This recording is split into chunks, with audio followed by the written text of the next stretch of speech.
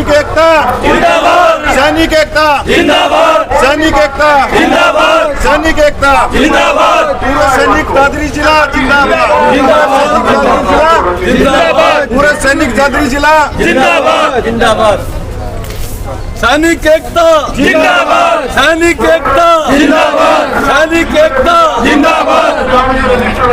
Sir, आज आपको 13वां दिन है यहाँ पर धरने करते हुए, क्या कुछ रहा? कोई आला अधिकारी या फिर सत्ता में बैठे सत्ताधारी जो हैं उनकी तरफ से कोई आया आपके जो भी प्रॉब्लम्स हैं उसको सॉल्व करने के लिए या फिर बातचीत करने के लिए?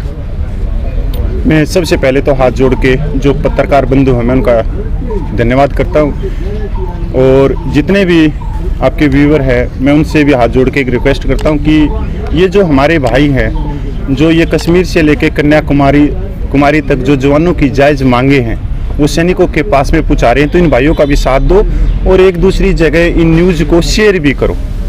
मैम, आपका जो सवाल था कि सत्ता अभी नहीं आई, किसी ने हमारी सरकार ने बात नहीं की, तो मैं कहना चाहता हूं कि अभी भी हमारे को विश्वास है माननीय प्रधानमंत्री पे, क्योंकि माननीय प्रधानमंत्री आप लोगों ने देखा है कि वो हर होली दिवाली में वो बॉर्डर पे जाते हैं और जवानों के साथ में त्यौहार मनाते हैं। तो आज भी हमारे को पूरा विश्वास है, और ये कोई राजनीतिक नहीं है लड़ाई कोई भी कुछ भी, और राजनीति को वैसे भी हम अपने पास में नहीं आने देते। ये राजनीतिक नए मंच है, ये जो भेदभाव की लड़ाई है, जो समानता के अधिकारों की भारतीय सेना को शक्तिशाली बनाने की लड़ाई है। बस जो 18-18 घंटे जो सरकार काम कर रही है वो कब जगेगी ये तो आप मीडिया वाले हमारे से बेहतर बता सकते हो। सर, मीडिया वालों पे ही नाराज हो जाते हैं अगर कोई सवाल पूछ लिया जाए, चुपता हुआ सवाल, तो सैनिक क्या नाराज क्यों हो जाते हैं? नहीं, हमारे इस मंच से कभी भी हमने कोई भी पत्रकार भाई के साथ में कभी भी नाराज नहीं हुए, और हमने तो हाथ जोड़ के जो आप जवानों की जायज़ मांगों को लेके जा रही है। और सबसे बड़ी बात यह है कि जो वीरगनाएं हैं जिनके पति इस देश की रक्षा करते हुए जिन्होंने अपने प्राण न्यौछावर किए हैं, आप उनकी भी आवाज़ सरकार तक पहुंचा रहे हो, तो आप लोगों का तो हम हमेशा ही स्वागत करेंगे। सर, क्या वजह है सरकार आप तक नहीं पहुंच पा रही और आपकी बातों को क्यों नहीं सुन रही? ऐसे क्या वजह है कि आपसे बात नहीं? मैं पहले दिन से बोल रहा हूँ कि सरकार को 75 सालों की एक बहुत बड़ी बीमारी है, और वो बहुत बड़ी बीमारी क्या है कि सरकार ने 75 सालों की सरकारों ने, चाहे वो कोई भी राजनीतिक पार्टी है, उन्होंने ये देखा है कि जो सैनिक हैं, जवान हैं, जो रिटायर्ड है, इनकी जो भीड़ है, जो इनकी संख्या बल है, वो एक वर्ग ने दिखाई है सरकार को, और सरकार ने ये देखा कि जो जवानों की जो वोट है या जवानों की जो संख्या बल है वो इनके जो मालिक हैं वो रिटायर्ड अधिकारी। तो सरकार की ये जब तक बीमारी दूर नहीं होगी जब तक सरकार सुनेगी नहीं। पर मैं सरकार को आपके चैनल से एक बिल्कुल ही हाथ जोड़ के अनुरोध भी करता हूँ, और साथ के साथ में एक चेतावनी भी है कि हमारी 28 लाख पूर्व सैनिक और 5 करोड़ वोट हैं, 140 सांसद सीटों को सीधा प्रभावित करेंगे। और वो क्यों करेंगे? क्योंकि आप ये देखो ये भेदभाव कितना बड़ा गैप हो गया कि हमारे जो सैनिक विधवाएं हैं वो 11,045 रुपये में गुजारा कर रही है, और एक तरफ एक सैनिक विधवा को आप 72,000 रुपया दे रहे हो। 2006 से हम लेके चलते हैं तो एक नायक की जो TS नायक की विधवा है उसकी 4,046 रुपये, और एक लेफ्टिनेंट कर्नल की विधवा की पेंशन 5880 रुपये। आज 5880 से वो 72,000 पे चली गई, और हमारी जो सैनिक विधवा है वो 11,045 रुपये पे। सर, ये कौन सा फार्मूला? ऐसा फार्मूला फिर जवानों पर लागू क्यों नहीं होता? जो बटमैन है सेना के अंदर जिसमें लगातार बात उठती रही है, उनको भी सैनिक की कैटेगरी में रखा जा रहा है, या फिर बटमैन जो सैनिक है उनको बटमैन बनाया जा रहा है? क्या मतलब उसमें डिफरेंशिएट नहीं होना चाहिए या उसको खत्म करना चाहिए सेना में जो सिस्टम? सर, जो सेना का जो जीवन है वो कठिनाइयों से भरा है।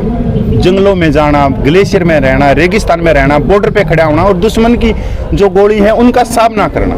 जो सहायक प्रथा है, जो अर्दली सिस्टम है, 4 यार है, बड्डी पियर है, अलग अलग नामों से, ये अंग्रेजों की प्रथा थी, पर अंग्रेज चले गए, ये प्रथा ऐसे की ऐसे आ गई। इससे आप जब इंडिया टुडे की रिपोर्ट देखोगे या जो आप राज्यसभा में, लोकसभा में रक्षा मंत्री द्वारा, राज्य रक्षा मंत्री द्वारा जो हर साल आंकड़े दिए जाते हैं कि प्रति साल कितने जवानों ने तीनों सेनाओं में आत्महत्या करी, तो आप चौंक जाओगे कि 2011 से 2018 तक 890 जवानों ने आत्महत्या करी। इससे ज़्यादा तो शहीद भी नहीं होते, जिससे ज़्यादा आत्महत्या करती हैं। तो ऐसी जो अदली पथासरी मनोबल को डाउन करती है। आप एक जवान के हाथ से हथियार छीन के उसके हाथ में कुत्तों के पट्टे पकड़ा रहे हो, आप उनके हाथ में जूते पॉलिश पकड़ा रहे हो, आप उनके हाथ में ट्रेप पकड़ा रहे हो, ये बिल्कुल भी 21वीं सदी में किसी तरह भी जायज नहीं। अभी आपने देखा होगा माननीय प्रधानमंत्री ने कंट्रोल करने के लिए अक्सर यूज करते हैं, ऐसा आरोप लगता है कि जवानों को, अगर कोई जवान उनके खिलाफ जाता है तो ये जो हथियार है जिससे कहते हैं सैनिक को कंट्रोल किया जाता है कि भाई अगर सीधे चलोगे तो ठीक है और ज़्यादा तेज चलोगे और ऑर्डर नहीं मानोगे तो आपको बटमैन कर दिया जाएगा। नहीं, ये ऐसा नहीं है। जो आप देखोगे जो आर्मी एक्ट है तीनों सेनाओं की, वो अंग्रेजों के ज़माने के हैं, 1911 के, एयरफोर्स एक्ट 1934 का, नेवी डिसिप्लिनरी एक्ट 1932 का। और जैसे ही देश आज़ाद हुआ तो वो थे ब्रिटिश के जो मिलिट्री लॉ थे, इनको कर दिया इंडियन लॉ। मतलब कानून वही है, अमेंडमेंट होते रहे, उनको और कठोर बना दिया गया। और आज भी काले अंग्रेज उससे भी खतरनाक है जो अंग्रेज थे। हाँ, मेरे पास में सर एक बैग होगा, देखोगे आप। तो जो अंग्रेजों के कानून है एज इट इज चले आ रहे हैं और ज़्यादा मुश्किल कर दिया। हाँ, ये आप अभी एक ये आप इसकी फर्स्ट में ऊपर देखो 1911, ये निर्देशिका है जो कानून को बताती है, जो सबसे पहला पार्ट होता है। और अभी ये देखो, ये 1950 में एज इट इज इम्प्लीमेंट कर दिया गया। ये ऐसे, ये आप ये क्या बोल रहे कठोर कर दिया गया आप। हाँ, ये अमेंडमेंट होते रहे और कठोर कर दिया। तो आज अमृत काल का वो चल रहा है। माननीय प्रधानमंत्री बोल रहे हैं कि जो गुलामी की जंजीरें थी उनको पीछे छोड़ दो और आगे बढ़ो। तो मैं माननीय प्रधानमंत्री से आपके चैनल के द्वारा कहता हूँ कि माननीय प्रधान जी, ये कानूनों को चेंज करके भारतीय सेना अधिनियम लिया जाए नया, जिसमें जवान भी अपना बचाव कर सके। ये जो लगातार बातें उठ रही हैं, आप क्या कहना चाहेंगे? कहाँ से आए हैं आप और क्या संदेश देना चाहेंगे? मैं यहीं दिल्ली से हूँ और इनके साथ शुरू से जुड़ा हुआ हूँ। और जो ये चीज़ें अभी कपिल जी ने बताई हैं, ये 100% सही हैं और इनके खिलाफ ही ये लड़ाई चल रही है। और हम चाहते हैं कि अभी गवर्नमेंट हमारी बात नहीं सुन रही, वो केवल एक ही चीज़ देख रही है कि अभी ये सारे इकट्ठे नहीं हुए। लेकिन अब हम एक ऐसा अभियान चलाएंगे, यदि हमारी बात नहीं सुनी गई तो हम पूर्व सैनिक एकता यात्रा पूरे इंडिया में जम्मू कश्मीर से कन्याकुमारी तक चलाएंगे और सब लोगों को इकट्ठे करेंगे। देखिए सर, लगातार लोकतंत्र में ये कहा जाता है कि अब बंदों को तौला नहीं जाता, गिना जाता है, सरों की गिनती होती है। लोकतंत्र में जितनी ज़्यादा भीड़ उतना ज़्यादा प्रभाव। तो क्या कहेंगे आप, भीड़ कम क्यों है और जवानों को क्या संदेश दे, या आप खुद ही कम रख रहे हैं या फिर भीड़ सच में कम है, जवानों तक मैसेज नहीं जा पा रहा है? नहीं, भीड़ बहुत है। हम नहीं चाहते कि एकदम एक ही दिन में पूरी भीड़ को इकट्ठा किया जाए। हम परमिशन लेते हैं, परमिशन में हम साफ लिखते हैं भीड़ सिर्फ 50 आदमी की होगी और 4 आदमी उसके जो अटेंडेंट है। भीड़ इकट्ठी करने के लिए तो आज कर दें, हमने भीड़ वो इकट्ठी नहीं करनी, वो पूरा पुराने जर्नल वाली जिसको हमने दिखाकर अपनी पेंशन की बढ़ोतरी करनी है। हमने सिर्फ ये भीड़ सिर्फ अपनी हकीम मंगा गवर्नमेंट तक पहुंचाने की भीड़ सिर्फ सीमित रखनी। सर, इसका और भी बेहतर आंसर ये है कि ये एक वृक्ष हो, ये आप बहुत अच्छी तरह जानते हो। जब तक हम यहाँ बैठे हैं पूरे देश में जगह जगह पे रोड मार्च निकाले जा रहे हैं।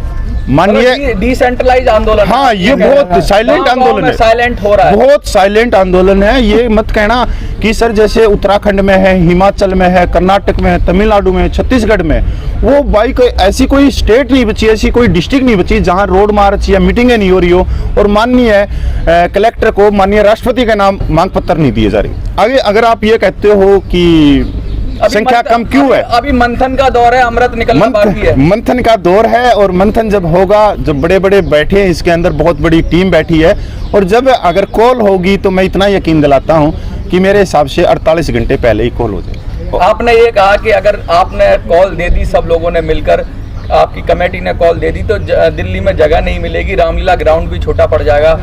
क्या ये सच है और आपको भरोसा है पूरा? ऐसा ये तो सर खुफिया विभाग को भी पता है कि छोटी छोटी मीटिंगें हो रही हैं, छोटी छोटी टीमें बना के जा रहे हैं, और ये संयुक्त मोर्चा का निर्माण है। संयुक्त मोर्चा की जब भी कॉल आएगी सर, ऐसा नहीं है। यहाँ जो आज चल रहा है ये धरना, ये बहुत, आप इसको 50-100 बंदों में ना तोल लें, क्योंकि ये सरकार भी देख रही है कि ये 10 दिन में भाग जाएंगे, 11 दिन में भाग जाएंगे। तो सर आज 13वां दिन है, हम तो यहीं की यही, और होली दिवाली में भी यही है। कुछ मैसेज देना चाहेंगे प्रेस कॉन्फ्रेंस के माध्यम से मीडिया को? मैं मीडिया के द्वारा माननीय सरकार को एक अपील करना चाहता हूं कि माननीय प्रधानमंत्री ने फरीदाबाद मेट्रो उद्घाटन किया और 15 सितंबर 2013 की जो रैली हुई रेवाड़ी में ये कहा कि 1 रैंक 1 पेंशन हम देंगे। जो छोटे रैंक के सैनिक हैं, जो कंधों के ऊपर बंदूक लेके दुश्मन से लोहा लेते हैं, 1 रैंक 1 पेंशन से छोटे रैंक के जो 15-16 साल में प्रीमेचर आते हैं वो सर बाहर कर दिए गए। जो वीर नारियां हैं जिनके पति 3 साल की सर्विस में शहीद हो गए, उनके अकाउंट में कुछ नहीं है। 11-12 साल के जो सैनिक हैं, जो विकलांग सैनिक है, डिसेबल्ड सोल्जर है, जिनके हाथ नहीं है, पैर नहीं है, आंखों से दिखाई नहीं देता, उनके अकाउंट में 32 रुपया 50%। जेसीओज रैंक जो सेकंड कमांड बोली जाती है, गजेटेड ऑफिसर बोला जाता है, बस सर वो कागजों में रह गया, उसको भी बाहर कर दिया जेसीओ रैंक को। जो मैन कमांड होती है, जब युद्ध के क्षेत्र में पोस्टों के ऊपर जेसीओ रैंक के पीछे ही प्लाटून चलती है, मैन होती है, वो रीढ़ की हड्डी बोलते हैं उसको, वो भी सर बाहर कर दिया। फर्स्ट 1 रैंक 1 में सरकार ने 42,000 करोड़ रुपया दिया, सेकंड में 23,000 करोड़ रुपया दिया। अब ये भगवान जाने या सरकार जाने, ये पैसा गया कहाँ? जवानों के अकाउंट में ये पहली 1 रैंक 1 पेंशन में 298 रुपये से 1950 रुपये की बढ़ोतरी, सेकंड 1 रैंक 1 पेंशन में सिपाही से सिर्फ हौलदार तक 2300 रुपये की बढ़ोतरी। तो पैसा कहाँ गया? इसके अंदर इतनी बंदरबाट कर दी, एक्स ग्रुप है वो 2-2 कर दिए, 2016 का अलग लेगा, 2016 के बाद में अलग लेगा। मिलिट्री सर्विस पे की बात करें, जो एक सेना जीवन की कठिनाइयों के लिए है, एक अधिकारी को 15,500 और एक जवान को 5200 रुपये, ये बहुत बड़ा भेदभाव है। डिसेबिलिटी पेंशन है, जो एक जवान जिसके हाथ नहीं है, पैर नहीं है, आंखें नहीं है, जो बिस्तर के ऊपर चमचों के सारे पानी पी रहा है, लकवा लगा हुआ है, बोल नहीं सकता, उसको पर मंथ 18,000 रुपये, और जिसका एक नाखून उतरा है उसको 2,50,000 रुपये। ऊपर से स्योन पे कमीशन देखो, ऐसा रिकॉर्ड बनाया कि एक जवानों के लिए 2.5, एक अधिकारी के लिए 2.81। इसके अंदर सब है, चाहे वो पुलिस विभाग के आईजी हों, चाहे सेक्रेटरी हों, चाहे माननीय प्रधानमंत्री के सिविल ऑफिसर हों।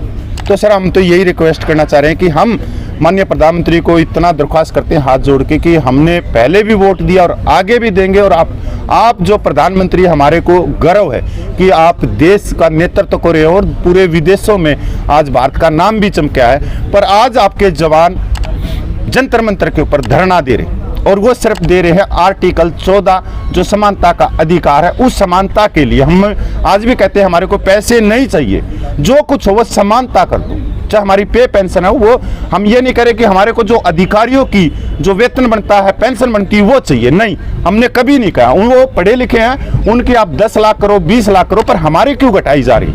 हमने वोट दिया इस अंगूठे से अपने नेताओं को, और उनको बड़े बड़े भाई ओहदे दिए, और उसी अंगूठे ने हमारी पेंशन को कम कर दिया और नेताओं की पेंशन को हमने ज्यादा कर दिया। तो सर बस यही माध्यम है कि माननीय प्रधानमंत्री हमारी आवाज को सुनेंगे, और होली दिवाली में क्या बहुत बहुत धन्यवाद आपका। हाँ, भारत माता की, भारत माता की, भारत माता की, सैनिक एकता जिंदाबाद।